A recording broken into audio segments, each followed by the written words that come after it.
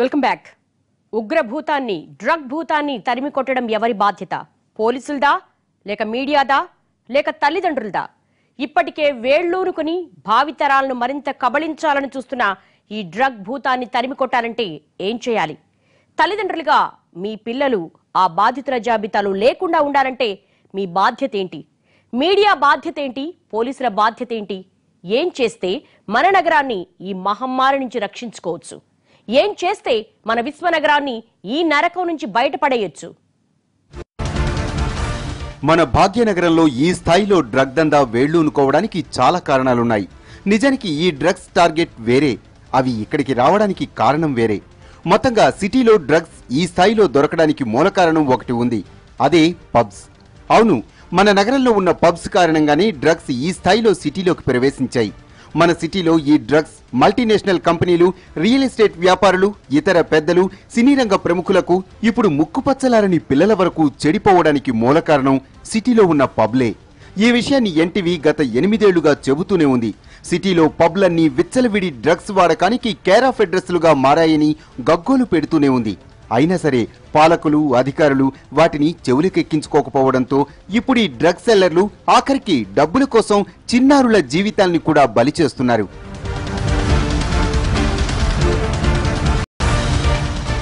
బడాబాబులు, సంపన్నులు, యూత్కే కాదు, సినీ ఇండస్ట్రీకి డ్రగ్స్ పరిచయం చేసే కేర్ ఆఫ్ అడ్రస్ కూడా పబ్లే.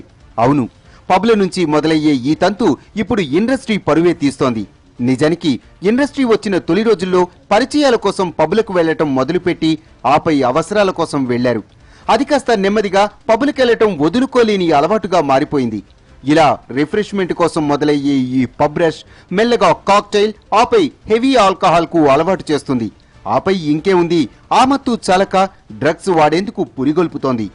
ఇదేదో ఒకరిద్దరు హీరోల గురించో లేదా 1000 మంది పిల్లలకు సంబంధించిన విషయం కాదు. కేవలం కెల్విన్ అన్న ఒక్క డ్రగ్ డాన్ దగ్గర బయటపడ్డ సమాచారం మాత్రమే.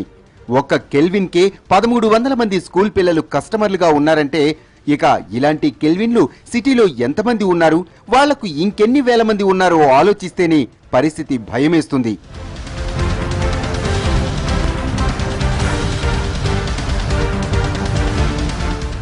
మీ అబ్బాయో అమ్మాయో ఇంటర్నేషనల్ స్కూల్లో చదువుతూ ఉంటే ఒక్కసారి ఆలోచించండి. మీ అమ్మాయి తరచూ సీక్రెట్గా ఎవరితోనైనా చాట్ చేస్తోందేమో గమనించండి. మీ బిజీ జీవితాలు, గజిబిజి పనులు పక్కన పెట్టి ఒక్కసారి మీ పిల్లల గురించి ఆలోచించండి. ఈ వయసులో వాళ్ళు చేసే పొరపాట్లు తెలుసుకుని వారి తప్పులు దిద్దడానికి ప్రయత్నించండి. చాలా సంపన్న కుటుంబాల్లో తల్లిదండ్రులు మరీ బిజీ అయిపోయి పిల్లల్ని పట్టించుకోకపోవటం వల్ల కూడా ఆ పిల్లలు ఒంటరితనానికి లోనై దాని నుంచి బయటపడడానికి డ్రగ్స్ బారిన పడే ప్రమాదాలున్నాయంటున్నారు పోలీసులు.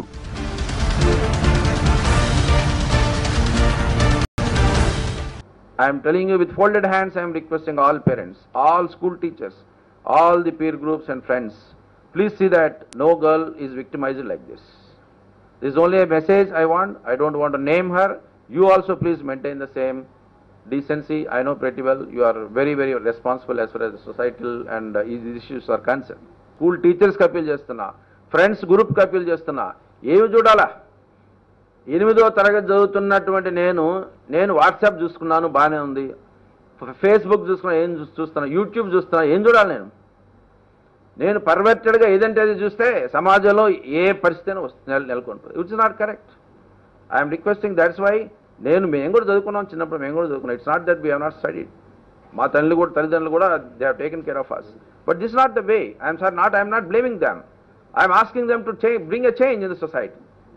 డ్రగ్ డీలర్ కెల్విన్ స్కూల్ పిల్లల దగ్గర నుంచి చాలా మంది పెద్దల వరకు డ్రగ్స్ సరఫరా చేసినట్లు ఒప్పుకున్నాడు. అంతేకాదు, ఎంతమంది పెద్దలకు ఎంత అత్యాధునిక మార్గాల్లో ఎంత సులువుగా డ్రగ్స్ ఇచ్చింది చెప్పుకొచ్చాడు. ఎక్కడో విదేశాల నుంచి ఎక్కడా దొరకకుండా ఈజీగా ఈ డ్రగ్స్ ను ఎలా తెప్పించేవాడో కూడా చెప్పుకొచ్చాడు. ఇంత ధైర్యంగా చెబుతున్నాడంటే దాని అర్థం వ్యవస్థలో లోపాలే. కానీ ఇప్పటికైనా మేల్కొనకపోతే హైదరాబాద్ భవిష్యత్తు అంధకారమైపోతుంది.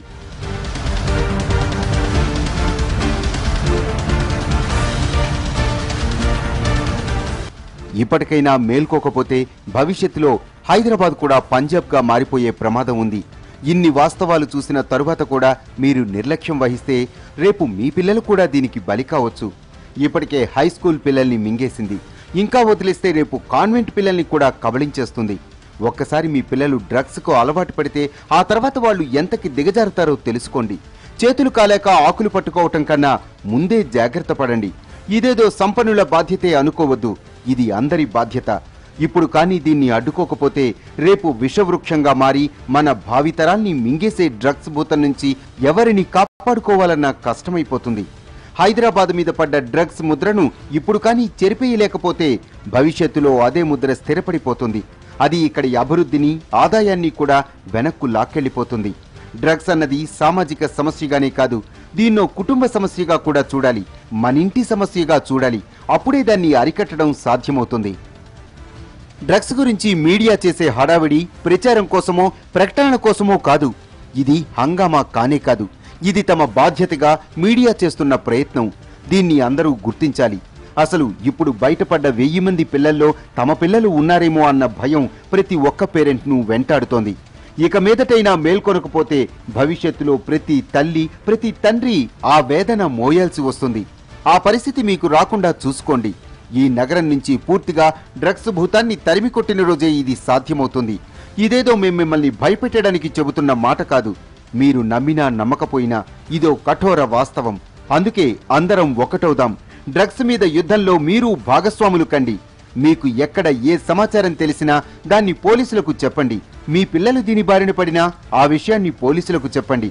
వాళ్ళు మీ పిల్లల వివరాలను బయటకు రానివ్వరు. కానీ దానికి కారణమైన కెల్విన్ లాంటి నీచుల భరతం పట్టేందుకు మీరిచ్చే సమాచారం కీలకం అవుతుంది. ఇప్పుడు కానీ మీరు నిర్లక్ష్యం వహిస్తే మీ పిల్లల భవిష్యత్తును చేజేతులారా నాశనం చేసిన వాళ్ళవుతారు. డ్రగ్స్ అన్నది ఒక సామాజిక సమస్యగా మారింది. వాటిని నిర్మూలించటం పోలీసుల ఒక్కరి బాధ్యత మాత్రమే కాదు, ఇది అందరి బాధ్యత అని గుర్తించండి. మీ పిల్లలు, మీ జీవిత భాగస్వామి, మీ స్నేహితులు, మీ బంధువులు ఎవ్వరూ వీటి బారిన పడి జీవితాల్ని నాశనం చేసుకోకూడదంటే మీరు కూడా డ్రగ్స్ వ్యతిరేక యజ్ఞంలో భాగస్వాములు కావాల్సిందే. డ్రగ్స్ గురించి మీకు ఏ సమాచారం తెలిసినా పోలీసులకు చెప్పండి. మీ నిర్లక్ష్యంతో హైదరాబాదును మరో పంజాబ్ను కానివ్వకండి. ఇది వాళ్ళ స్టోరీ బోర్డ్. మరో అంశంతో మళ్ళీ కలుద్దాం. నమస్తే.